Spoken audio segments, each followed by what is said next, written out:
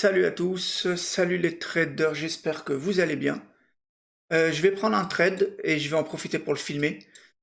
Alors, NZDCHF, c'est quoi l'analyse rapidement?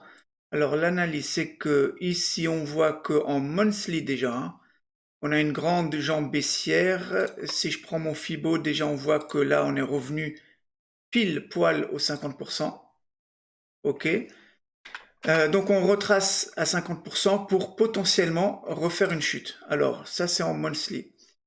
Maintenant, lorsque je vais en daily, je m'aperçois que ici, on est monté, on est arrivé en fait aux 50% et là, on break direct ici en daily. Donc là, on a un BOS daily déjà.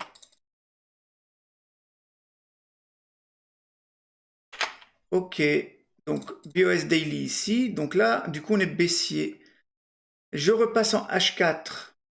On était baissier en daily, là on est baissier en H4.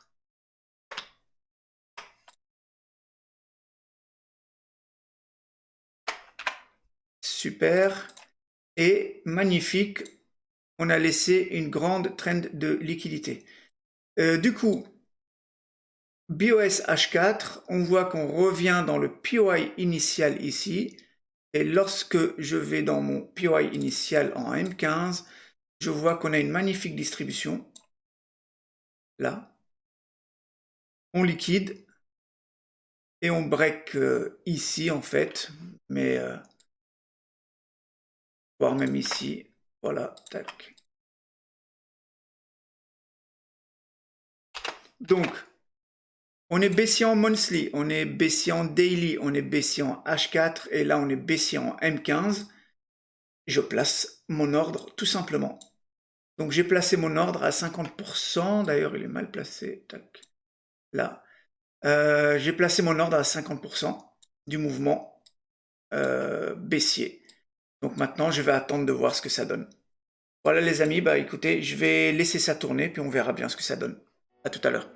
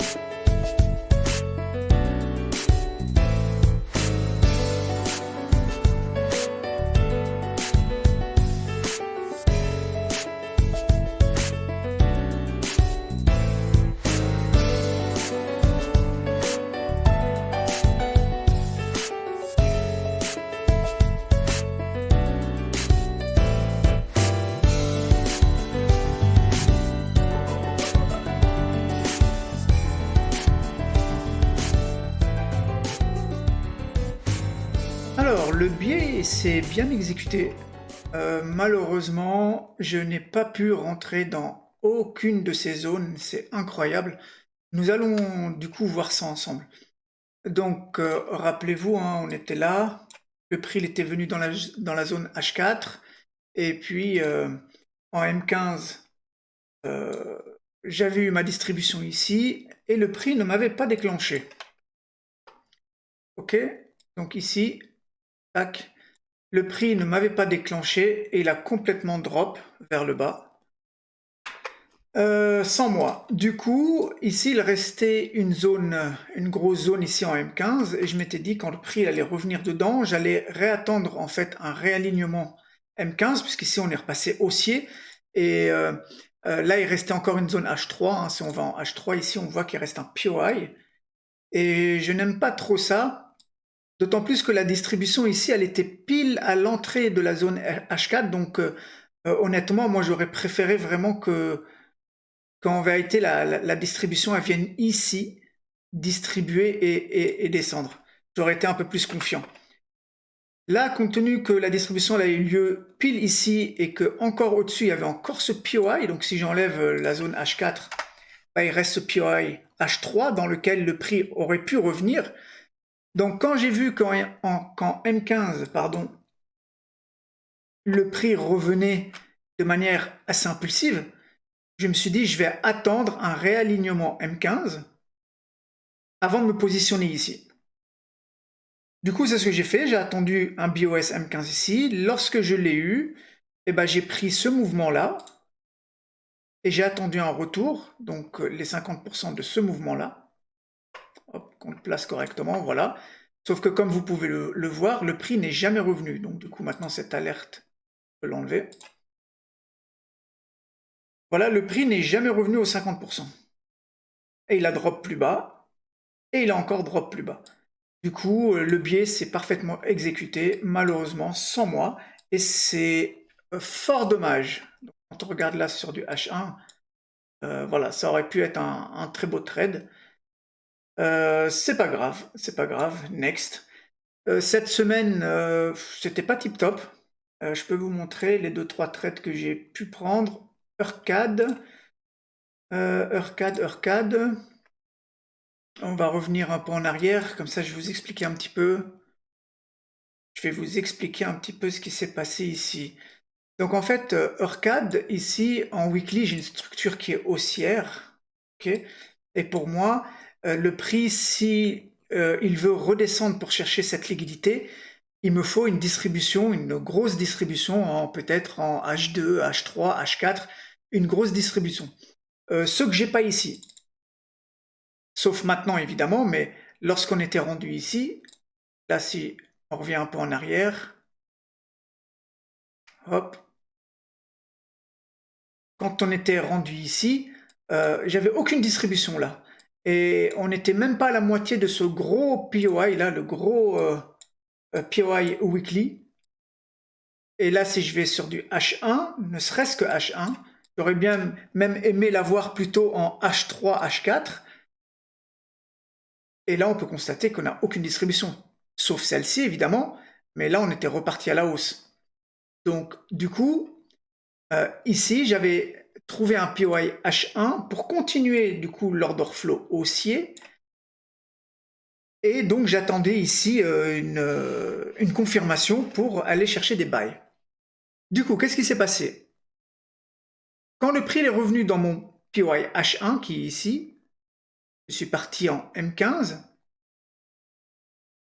et il y a eu cette grande impulsion haussière qu'on est venu casser ici, puis casser là. Et je me suis dit, eh ben, encore une fois, hein, au retour à 50%, ici, j'allais placer un ordre. Une fois l'ordre placé, je me suis fait déclencher. Et ici, le prix a créé de la liquidité ici et de la liquidité ici. Je me suis dit qu'une fois que la liquidité va être prise, en bas puis en haut, j'allais sécuriser. La liquidité du bas, elle a été prise. Celle du dessus, elle a été prise. Et juste avant, là j'ai été trop vite, une fois que cette liquidité-là, celle du haut, elle a été prise, pour moi, il y avait un risque qu'on aille faire des plus bas. Du coup, j'ai sécurisé. Donc j'ai enlevé peut-être 0,4% comment dire, de mon risque. Et suite à ça, je me suis fait sortir. Je me suis fait sortir, mais le prix, juste après, il a explosé à la hausse. On est venu frôler mon TP pour après refaire des plus bas. Donc, de toute manière, aucun regret, puisque là, quand j'analyse ici froidement après coup, là, j'aurais pas pu manager après cette impulsion haussière. J'aurais pas pu manager ici. Et ici, j'aurais attendu qu'on vienne là, qu'on recasse ce petit plus haut ici, là. Et j'aurais certainement mis ici, sous ce low là. Mais je sais pas trop parce qu'il y avait en plus l'Asian low. Donc je pense que de toute façon, j'ai bien fait de sécuriser ici. Parce qu'encore une fois, ici, pardon, ici j'aurais pas mis mon SL parce que, donc après avoir cassé ce high. J'aurais pas mis mon ASL ici parce qu'il y avait l'Asian Low. Et ici, ça vaut pas la peine. Donc je serais resté comme ça. Et qu'est-ce qui serait passé par la suite? Ah oui, d'accord. Donc il y a cette impulsion-là. Donc en fait, j'aurais sécurisé ici finalement. Voilà. J'aurais mis mon stop loss à cet endroit-là. Et donc je serais sorti à break-even. Donc on va voir ce que le prix l'a fait. On va repartir en H1. Et en fait, le TP n'a jamais été touché. Voilà. Donc en fait, sur ce trade-là, je serais sorti certainement à break-even. Soit ici, soit à la limite ici, quoi. Voilà. Sur ces deux points-là. Donc voilà pour Eurcad. Qu'est-ce qu'il y a eu d'autre? Il y a eu Eurcad, où je suis sorti ici à -6, un truc comme ça. Il y a eu EurGBP. EurGBP, c'est bien dommage parce que là, le prix il a touché mon TP, mais je me suis fait sortir à break-even juste avant. J'avais pris un partials ici de 20%. Pareil, on va le voir ensemble. On va revenir un peu dans le passé. Tac. Alors ici, qu'est-ce qu'on a eu? Qu'est-ce qu'on a eu, pardon. Donc, on arrive dans ma zone daily. Alors, pour moi, on devait faire des plus bas. Pourquoi on devait faire des plus bas? Alors, parce que déjà, d'une part, l'order flow général, il était baissier. Vous voyez ici, là? En daily, on a cette grande impulsion baissière. Et on devait au moins, pour moi, revenir dans ce POI weekly. Dans cette mèche du moins. Dans cette mèche du moins. Donc ici, c'est vrai que si je zoome, il y a eu une distribution et une liquidation. Donc là, on voit que on a pris toutes ces liquidités-là, probablement pour faire des plus hauts. Et en H4, regardez ici, on voit une très belle accumulation. Donc c'était un peu dangereux de ma part de prendre ce trade. Donc là, liquidation, break et impulsion haussière. Mais j'étais confiant, pourquoi? Parce qu'il y avait cette petite liquidité ici, qu'on n'était pas revenu dans le PI. Donc en fait, ce que je veux dire par là, c'est que si on veut faire des plus hauts, pour moi, on allait se servir de ce POI pour faire un retracement, revenir dans cette zone-là pour faire des plus hauts. Donc je tradais en fait un retracement. Il y avait ça qui me confortait. La deuxième chose, c'était cette liquidité-là. Pour moi, on allait revenir la chercher. Et enfin, pour moi, il y avait également une chance pour que le prix vienne ici, mais surtout dans ce gros POI ici, avant de refaire des plus hauts. Parce que comme vous pouvez le voir, comme on l'a vu ensemble là, en weekly, le prix n'est jamais encore revenu dans cette mèche. Donc il y a de fortes chances pour qu'il y revienne. Du coup, j'ai pris ce risque. Je me suis dit, bon, c'est vrai, accumulation, liquidation, BOS ici, grosse impulsion haussière, mais il y aura au moins un retracement jusqu'ici. Donc, quand on est arrivé dans ce POI daily, j'ai été voir en H1 ce qui s'y passe. Et là, j'ai vu cette grande mèche baissière. Et quand on voit sur du M15, on voit qu'en fait, ça break ici. Donc là, on monte, il y a cette grande mèche ici déjà, et après, on la break. Je n'ai pas cherché plus loin. Idem, Fibo à 50% du mouvement, et je me suis placé. Voilà. On me déclenche, c'est parfait. Qu'est-ce qui se passe par la suite? Comme, d'une part, je tradais un retracement, donc il y avait déjà ce risque-là, et que en plus, on arrivait le soir, donc juste avant 21h, je crois, ou 22h, on va regarder ça. On est arrivé, voilà. Donc là, on voit qu'on rentre déjà en session asiatique. Je me suis dit, d'une part, c'est un retracement. Je suis en train de trader un retracement. Deuxième chose, on arrive bientôt, là il est 23h30 bientôt. On est à plus de la moitié de mon RR, donc c'est un RR de 3. J'ai pris la décision ici de prendre un partials de 20%. Et heureusement. Pourquoi? Parce que le lendemain, on s'aperçoit que, hop, j'avais mis mon trail stop ici. J'avais pris mon partials ici. Et le trail stop, il a été touché le lendemain. Quand il a été touché, je me suis dit, ok, pas grave, j'ai cette zone ici, donc je vais attendre un BOS, c'est-à-dire un réalignement d'order flow M15, ce que j'ai attendu, ici en H1. Alors je ne sais pas pourquoi j'ai pas attendu un M15, je vous avouerai que là j'ai un trou de mémoire, mais peut-être j'étais pas devant les graphiques, mais quoi qu'il en soit, j'ai attendu le BOS H1, et j'ai vu cette grande création de liquidité, donc j'étais confiant dans cette zone. Ici, dans cette zone, j'aurais très bien pu placer juste un ordre comme ça et attendre que le prix me déclenche au vu de cette création de liquidité. Mais malheureusement, je crois que le prix n'est jamais revenu. Voilà, là, il n'est pas revenu dans ma zone H1. Et le prix, il a tout simplement fait des plus bas. Voilà. Donc là, aujourd'hui, nous sommes rendus ici. Donc voilà pour ce trade. Donc celui-ci, il sort à break-even, même en léger positif, puisque j'avais pris un 20% ici. Et puis je suis sorti ici, sachant qu'en plus, oui, ça, je vous l'ai pas dit, mais ça a été un trade où mon risque était divisé par 2, parce que c'était un retracement, et que j'étais pas très confiant sur ce retracement au vu de cette grande accumulation qui était en bas. Donc du coup, je sors en léger positif.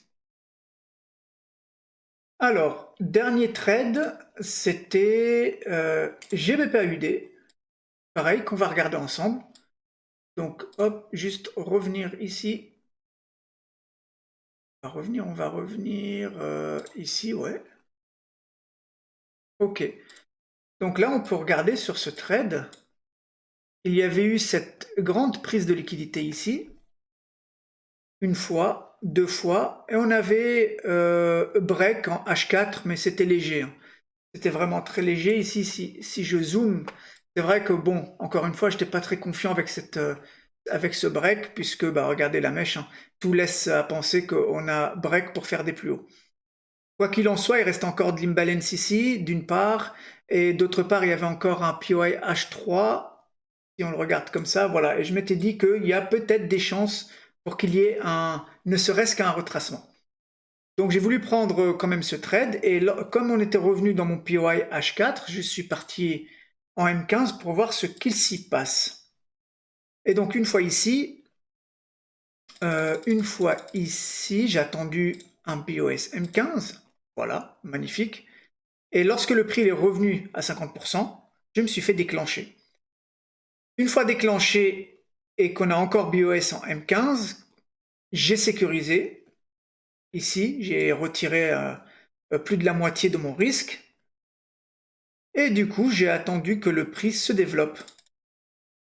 Le soir, non, même pas le soir, le lendemain matin, donc quand je me suis réveillé, vers les 7h ou 7h30, voilà, ici, je me suis aperçu que la session asiatique de la veille, elle avait été prise, et que là, il y avait des risques de faire des plus hauts, parce que si on casse ici, c'était mal parti. Ici, on avait des écoles high, ça ressemble fortement à une accumulation, donc à 7h ou 7h30, quand je me suis réveillé et que j'ai vu ça, je me suis dit, bon, là, il y a peut-être un risque qu'on fasse ça, donc du coup qu'on break ici, on revienne dans la zone ici initiale pour faire des plus hauts. Donc, j'ai pris la décision de prendre un partials de 90%. 90% en dessous, enfin, à la prise de cet Asian Low. Voilà, et ça n'a pas manqué. Donc ça a chuté un petit peu, ça a repris l'Asian Low de la journée même. Et puis, on est parti faire des plus hauts. Et puis, il y a eu une annonce économique ici, on a tout explosé à la hausse. Donc, quelque part, j'ai bien fait. Ici, je m'en sors bien. Et heureusement. Donc ce trade, il a rattrapé un petit peu mes 2-3 pertes de la semaine, mais voilà, c'est pas, cette semaine, c'est pas tip top. Mon objectif hebdomadaire n'a pas été atteint. Donc moi, sur cette paire-là, maintenant, ce que j'attends, c'est une réaction ici. Pourquoi? Parce que c'est la zone initiale du grand mouvement baissier, pardon. Et en plus, c'est une mèche qui a pris toute cette liquidité-là. Donc j'attends une confirmation ici. D'ailleurs, je vais mettre une alerte et la semaine prochaine, je vais voir ce qui s'y passe. Voilà pour mes trades de la semaine. Bah écoutez, quoi qu'il en soit, je vous souhaite une bonne journée ou une bonne soirée. Tout dépend quand est-ce que vous allez regarder cette vidéo. Et je vous dis à très très vite. Allez, ciao ciao.